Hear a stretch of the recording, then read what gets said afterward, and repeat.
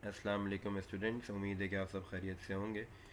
सबसे पहली बात तो ये है कि लास्ट वीक आप लोगों का लेक्चर नहीं आ सका बिकॉज़ तबीयत कुछ सेट नहीं थी। तो वैसे बहुत बहुत सबसे पहले तो मुबारकबाद कि चैप्टर 11 आप लोग ख़त्म हो गया, और फिर भी उस हिसाब से काफ़ी जल्दी ख़त्म हो गया कि जो फ़िज़िकल क्लास में ख़त्म होता, क्योंकि ज़ाहिर है यहाँ तो नोट डाउन करना ही था, आपने जैसे एक्सप्लेनेशन दी। तो अब हम चैप्टर 12 शुरू करेंगे। जैसे पहले भी मैंने आप लोगों को बताया था कि लाइन से पढ़ेंगे चैप्टर 11, 12, 13, 14, उसके बाद जो है 15, 16, फिर लास्ट के दो और फिर 17, 18 हम करेंगे। ठीक है, होप सो के इंशाल्लाह सेंटर्स अपनी जो ओरिजिनल पोजीशन है उस पर वापस आ जाएं और आप लोगों की फिजिकल क्लासेस शुरू हो जाएं। देखें कब होती हैं, जब तक नहीं होती हैं उस वक्त तो ये डिस्टेंस लर्निंग प्रोग्राम ही चलता रहेगा, चाहे कॉलेज हो चाहे सेंटर हो, हर जगह ये ऑनलाइन क्लासेस चलती रहेंगी, लाइव सेशंस चलते रहेंगे और रिकॉर्डेड सेशंस चलते रहेंगे। तो बहरहाल चैप्टर 12 शुरू करते हैं। इलेक्ट्रोस्टैटिक्स जो है वो चैप्टर का नाम है। अब देखेंगे चैप्टर के नाम पे ही गौर करें तो इलेक्ट्रो जो है वो बेसिकली प्रीफिक्स है किसका, इलेक्ट्रॉन्स का। ठीक है, और मैट्रिक्स से जानते हैं स्टैटिक मतलब क्या होता है, रुकी हुई कोई चीज़, यानी कि हमने क्या पढ़ना है कि स्टडी ऑफ इलेक्ट्रॉन्स पढ़ना है, स्टडी ऑफ इलेक्ट्रिक चार्जेस ही पढ़ने हैं हमने। ठीक है, और वो इलेक्ट्रिक चार्जेस कैसे होंगे, स्टैटिक पोजीशन पे होंगे। स्टैटिक मतलब क्या होगा, रुके हुए होंगे, मूव नहीं कर रहे होंगे। ठीक है, तो सबसे पहले चैप्टर के अंदर हम पढ़ेंगे वो होगी क्या, इलेक्ट्रोस्टैटिक्स की डेफिनेशन। और देखते हैं बेटा कि इलेक्ट्रोस्टैटिक्स की डेफिनेशन आपसे क्या कह रही है। देखें ये सबसे पहली बात तो हम लोग हेडिंग डालेंगे कि इलेक्ट्रोस्टैटिक्स होता क्या है। लिखेंगे क्या कि the branch of physics which deal with the study of charges which are in rest is called electrostatics. इतनी बच्चों में डेफिनेशन लिख दी है मैंने कि ऐसी ब्रांच ऑफ फिजिक्स जिसमें आप किसके बारे में पढ़ते हैं, चार्जेस के बारे में पढ़ते हैं, ऐसे चार्जेस के बारे में पढ़ते हैं जो किस हालत में, रेस्ट में है, मोशन में नहीं है। ठीक है, अगर मोशन की बात कर दी जाए तो फिर वो इलेक्ट्रोस्टैटिक नहीं कहलाएगा बल्कि वो इलेक्ट्रिसिटी बन जाएगी वो वाली ब्रांच। ठीक है ना, क्योंकि इलेक्ट्रिसिटी फिजिक्स की वो ब्रांच है जिसमें इलेक्ट्रॉन्स जो है वो मूव कर रहे होते हैं। ठीक है, मोशन में होते हैं। तो ऐसी ब्रांच ऑफ फिजिक्स जिसमें इलेक्ट्रॉन्स के बारे में हम पढ़ें, और कौन से इलेक्ट्रॉन्स के बारे में पढ़ें, स्टैटिक इलेक्ट्रॉन्स के बारे में पढ़ें, वो ब्रांच ऑफ फिजिक्स इलेक्ट्रोस्टैटिक्स कहलाती है। शॉर्ट डेफिनेशन भी मैंने एक और दे दी और करके कि study of static charges is called electrostatics. ठीक है ना, यानी कि जो आपके पास कंप्लीट जो नॉलेज है, कम डीपली जो स्टडी है स्टैटिक चार्जेस की, वो इलेक्ट्रोस्टैटिक्स कहलाती है। चार्जेस की बात करें और कूलम का लॉ ना पढ़े तो ऐसा हो नहीं सकता। मैं बच्चों से मजाक करता हूँ एक बात पर कि कूलम ने जो है वो न्यूटन की कॉपी मारी थी। वल्लाह वालम कूलम ने न्यूटन की कॉपी मारी थी या न्यूटन ने कूलम की कॉपी मारी थी, लेकिन बहरहाल दोनों का लॉ जो है वो सेम है। बस न्यूटन ने क्या कहा था, न्यूटन ने कहा था कि जनाब दो आपके पास बॉडीज़ होती हैं, उनके मासेस जो हैं वो डायरेक्टली प्रोपोर्शनल होते हैं अट्रैक्टिव फोर्स के, और जितने ज़्यादा डिस्टेंस दूर होगा उतनी फोर्स कम होती है स्क्वायर टाइम, और जितना ज़्यादा करीब होगा उतनी फोर्स जो होती है ज़्यादा होती है स्क्वायर टाइम्स। ऐसे ही सिलसिला था। तो सेम वही वर्डिंग्स जो हैं कूलम ने इस्तेमाल की अपने लॉ के लिए। कूलम ने क्या कहा ये देखते हैं। कूलम आपसे कह रहा है कि द इलेक्ट्रोस्टैटिक रिपल्सिव और अट्रैक्टिव फोर्स, न्यूटन ने सिर्फ अट्रैक्टिव फोर्स की बात की थी जिसको आप ग्रेविटेशनल फोर्स कहते हैं। ठीक है, अब यहाँ पर इलेक्ट्रोस्टैटिक में देखें दो बातें हैं। आप ये बात जानते हैं कि चार्जेस जो हैं वो दो किस्म के होते हैं, एक होता है पॉजिटिव चार्ज और एक होता है नेगेटिव चार्ज। ठीक है, अगर दो पॉजिटिव चार्ज हैं तो उनके दरमियान जो फोर्स होगी वो कौन सी होगी, सेम चार्जेस कभी भी जो है वो अट्रैक्ट नहीं करते। आप ये अच्छे से बात जानते हैं, हमेशा डिफरेंट चार्जेस जो अट्रैक्ट करते हैं। ठीक है, मैग्नेट्स की बात करूँ, चार्जेस की बात करूँ, वो कभी भी क्या होगा, डिफरेंट ही जो मैग्नेट्स होंगे, डिफरेंट पोल्स ऑफ मैग्नेट्स होंगे तब अट्रैक्ट होगा, डिफरेंट टाइप्स ऑफ चार्जेस होंगे तब अट्रैक्ट होगा, सेम टाइप्स ऑफ चार्जेस जो है वो अट्रैक्ट नहीं करते। ठीक है, तो इसी वजह से क्या लिखा है यहाँ पे, द इलेक्ट्रोस्टैटिक रिपल्सिव और अट्रैक्टिव फोर्स। अट्रैक्टिव किस लिए, जब डिफरेंट चार्जेस होंगे, रिपल्सिव किस लिए, अब सेम चार्जेस होंगे। आपसे कह रहे हैं अट्रैक्टिव फोर्स हो या चाहे रिपल्सिव फोर्स हो। इलेक्ट्रोस्टैटिक का नाम क्यों दिया, क्योंकि दोनों चार्जेस किस में चाहिए, शुड बी इन रेस्ट होने चाहिए। ठीक है, इन दो पॉइंट चार्जेस के दरमियान, इन दो चार्जेस के दरमियान जो अट्रैक्टिव फोर्स या रिपल्सिव फोर्स होती है वो डायरेक्टली प्रोपोर्शनल किसके होती है, product of the magnitude of charges के होती है। क्या मतलब हुआ इस बात का सर, कि product of the magnitude of charges का मकसद ये हुआ कि जितना हाई अमाउंट ऑफ चार्ज होगा, और ज़ाहिर है जितना हाई अमाउंट ऑफ चार्ज होगा जितनी हाई उस चार्ज की वैल्यू होगी, जब दोनों चार्जेस को आपस में मल्टीप्लाई कर दोगे उसकी जो है यूँ समझ लीजिए कि स्ट्रेंथ अच्छी होगी चार्ज की, तो रिपल्सिव फोर्स भी अच्छी होगी और अट्रैक्टिव फोर्स भी अच्छी होगी। अगर सेम चार्जेस हैं और दोनों की स्ट्रेंथ अच्छी है तो रिपल्सिव फोर्स ठीक ठाक होगी, आप किसी सूरत उन दोनों चार्जेस को जो है अट्रैक्ट नहीं करवा सकते। ठीक है, और अगर जो है वो डिफरेंट चार्जेस हैं और दोनों की स्ट्रेंथ अच्छी है, तो आप किसी सूरत उसको अलग नहीं करवा सकते। यूँ समझ लीजिए कि जितना अमाउंट ऑफ चार्ज होगा, जितना ज़्यादा वैल्यू के चार्ज होंगे, उतनी जो फोर्स बिटवीन दैम ज़्यादा होगी, ठीक है। तो कैन आई से ना कि force between them is directly proportional to the product of the magnitude of charges. अच्छा, दूसरा फैक्टर क्या है, आगे आपसे कह रहे हैं कि and inversely proportional to the square of the distance between them. देखें क्या मकसद है इस बात का कि चार्जेस जितना, अगर मैं अट्रैक्टिव की बात करूं, कि चार्जेस जितना ज़्यादा डिस्टेंस होगा, जितना ज़्यादा डिस्टेंस होगा, इलेक्ट्रोस्टैटिक फोर्स जो है वो कैसे, इलेक्ट्रोस्टैटिक अट्रैक्टिव फोर्स कैसी होगी, स्क्वायर टाइम्स जो है वो, अगर ज़्यादा दूर है तो वो स्क्वायर टाइम्स क्या होगी, जाहिर सी होता है डिस्टेंस बढ़ गया तो फोर्स कम हो जाएगी, डिस्टेंस कम कर दोगे तो वो फ़ौरन जब अट्रैक्ट कर जाएंगे, ठीक है, यानी कि एक दूसरे की तरफ बढ़ेंगे, तो क्या हो जाएगी, तुम्हारे पास फोर्स ज़्यादा हो जाएगी। अच्छा, ये फैक्टर जो है स्क्वायर टाइम्स है, लीनियर टाइम नहीं है, यानी कि अगर जो है डिस्टेंस ज़्यादा है तो फोर्स का जो रिलेशन है वो स्क्वायर टाइम्स कम होगा, और अगर डिस्टेंस कम है, जो फोर्स का रिलेशन है किससे, डिस्टेंस से, वो स्क्वायर टाइम ज़्यादा होगा। आई होप कि मेरी बात समझ में आ रही होगी आप लोगों को। आप ज़ाहिर है कि जो न्यूटन्स लॉ ऑफ ग्रेविटेशन है वो आप लोग क्लास मैट्रिक से पढ़ते हुए आ रहे हैं, तो उसी की समहाउ एक कॉपी है, तो इतना कोई रॉकेट साइंस नहीं है, मुश्किल बात नहीं है।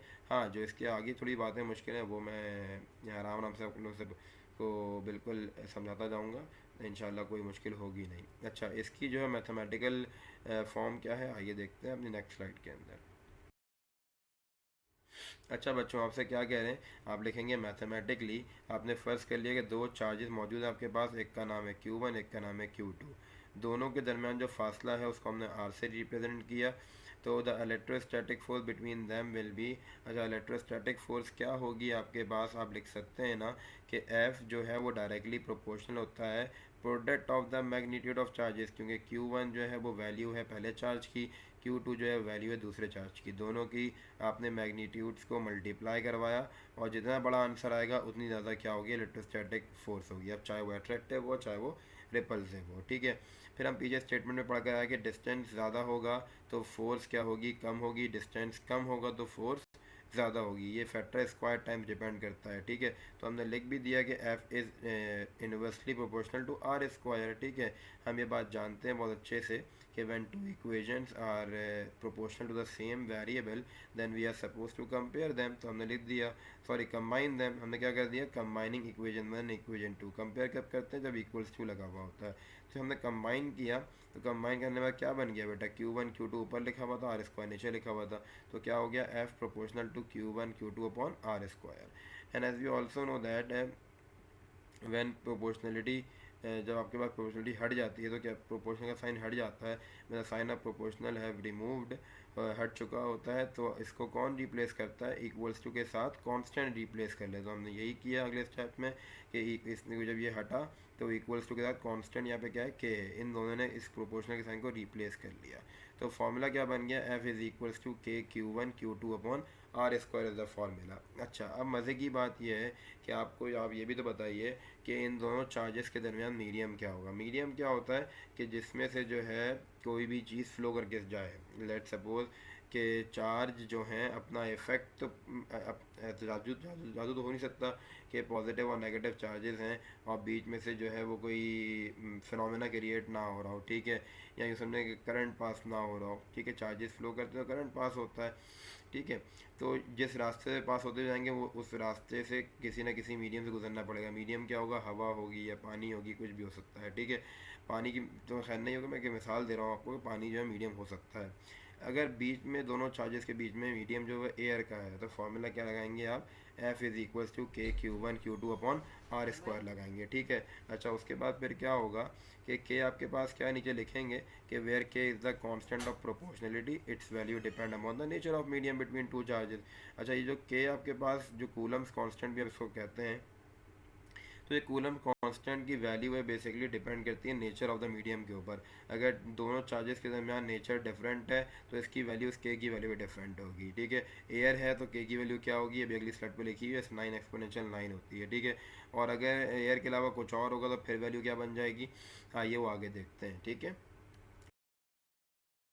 अच्छा, आपसे क्या कह रहे हैं, अब फ्री स्पेस मतलब क्या होता है कि हमने हवा हटा दी है, जो हवा मौजूद थी हवा भी हटा दी। अब हमारे दरमियान जो मीडियम है वो क्या है, बेसिकली फ्री स्पेस यानी कि वैक्यूम है।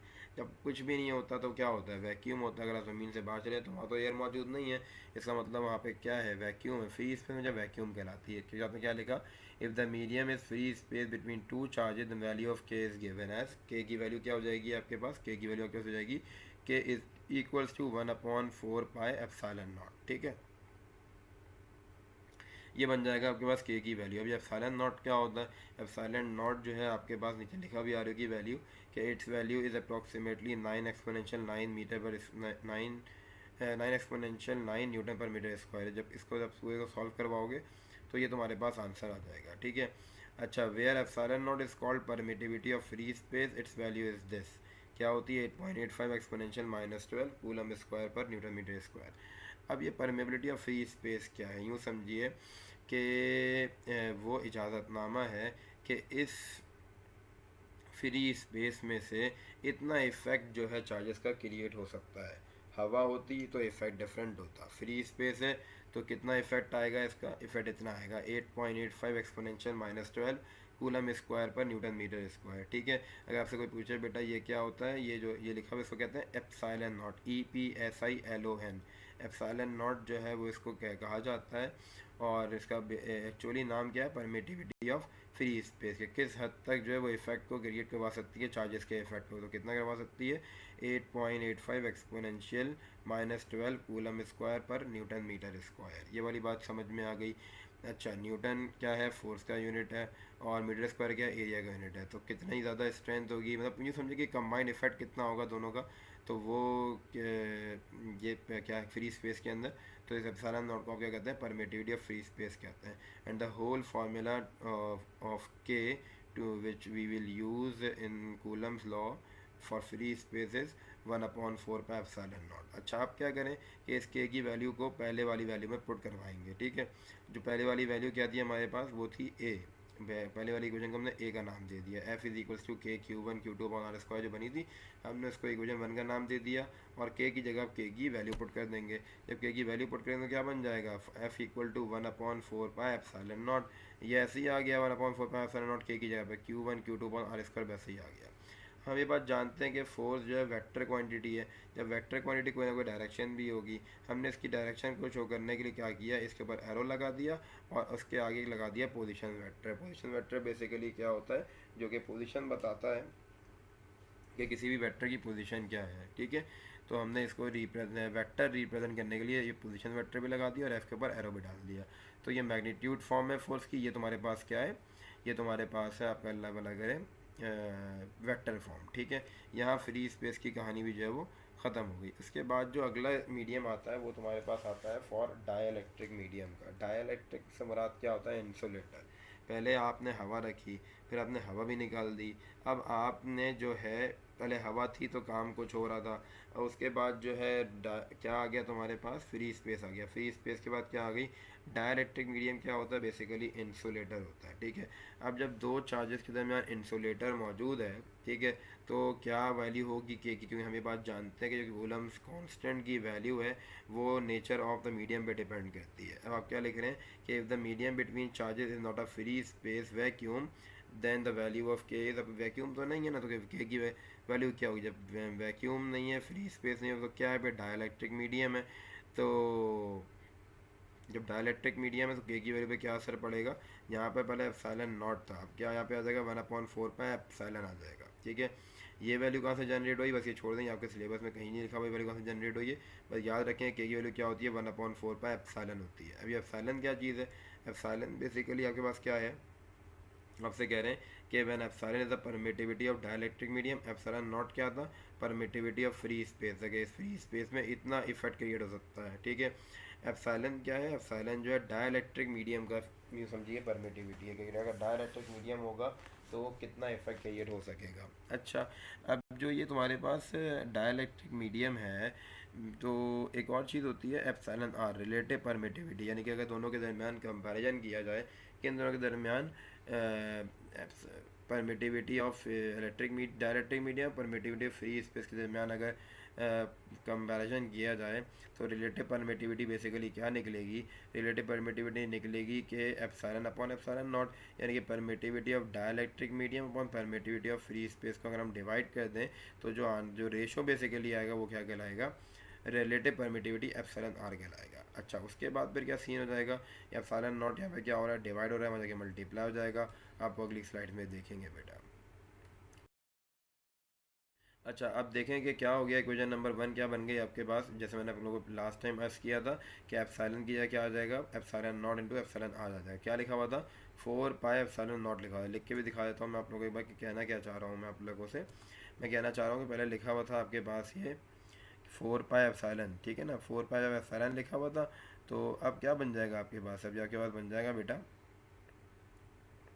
देखिए ये बात समझ लें ज़रा, जब एप्सिलॉन लिखा हुआ था तो epsilon is equals to epsilon naught, जो है वो जो वाली बात समझ में आ रही है कि जो रिलेटिव परमिटिविटी आई थी, यानी जो रेशो है बिटवीन दैम आया था, वो तुम्हारे पास क्या था, वो तुम्हारे पास था एप्सिलॉन। तो पॉइंट अब जो है बड़ा गौर करना पड़ रहा है। देखिए यहाँ क्या हो जाएगा तुम्हारे पास epsilon naught, epsilon upon epsilon upon epsilon naught. Epsilon क्या है, epsilon basically permittivity of dielectric medium, और एप्सिलॉन नॉट तुम्हारे पास क्या है, परमिटिविटी ऑफ फ्री स्पेस है। तो ये यहाँ पे क्या हो रहा है, डिवाइड हो रहा है, वहाँ जाके क्या हो जाएगा, मल्टीप्लाई हो जाएगा। जब मल्टीप्लाई हो जाएगा तो क्या बन जाएगा बेटा, ये वहाँ जाके बन जाएगा तुम्हारे पास epsilon equal to epsilon r epsilon naught. इसकी जगह पे तुमने क्या पुट कर दिया, epsilon naught epsilon r put कर दिया। अब के की वैल्यू वापस पुट करवा इक्वेशन नंबर ए के अंदर, क्या बन जाएगी इक्वेशन नंबर ए, कौन सी हुई थी, जो पहला फॉर्मूला कूलम्स लॉ का आया था, F equals to K Q1 Q2 upon R square. के की जगह के की वैल्यू आ जाएगी, F is equals to 1 upon 4 pi epsilon naught epsilon R. Q1 Q2 वैसे ही रहा, आर की वैल्यू तुम्हारे पास ये भी पोजीशन वेक्टर है क्योंकि डायरेक्शन शो कर रहा है फोर्स की। ये तुम्हारे पास क्या आ गया, फोर्स का फॉर्मूला आ गया, रिपल्सिव हो चाहे अट्रैक्टिव हो और डायलेक्ट्रिक बीच में रखा हुआ, तो ये फॉर्मूला हम लगाते हैं फोर्स फाइंड आउट करने के लिए, ठीक है बेटा। अच्छा, उसके बाद यूनिट क्या होता है चार्ज का, सब जानते हैं यूनिट इसका क्या होता है बेटा, कूलम चार्ज का यूनिट है। आई होप सो कि कोई डिफ़िकल्टी नहीं हुई होगी आप लोगों को, हर चीज़ जो है वो अच्छे से समझ में आ गई। बहुत छोटा सा टॉपिक इसलिए मैंने लिया है आप लोगों के लिए ताकि कोई परेशानी का बाइस ना हो, ठीक है। तो अगर कोई स्टेप समझ में ना आया हो, कोई ऐसी बात हो जो समझ में ना आई हो, तो काइंडली मुझसे व्हाट्सएप ग्रुप पे जो है वो पूछ लीजिएगा, ठीक है बेटा। तो आपकी जो भी कन्फ्यूजन होगी वो इंशाल्लाह क्लियर हो जाएगी। आज के लेक्चर के लिए इतना काफ़ी है, और फिर इंशाल्लाह इसका नेक्स्ट पार्ट जो है वो हम नेक्स्ट क्लास में करेंगे। जज़ाकल्लाह खैर बेटा।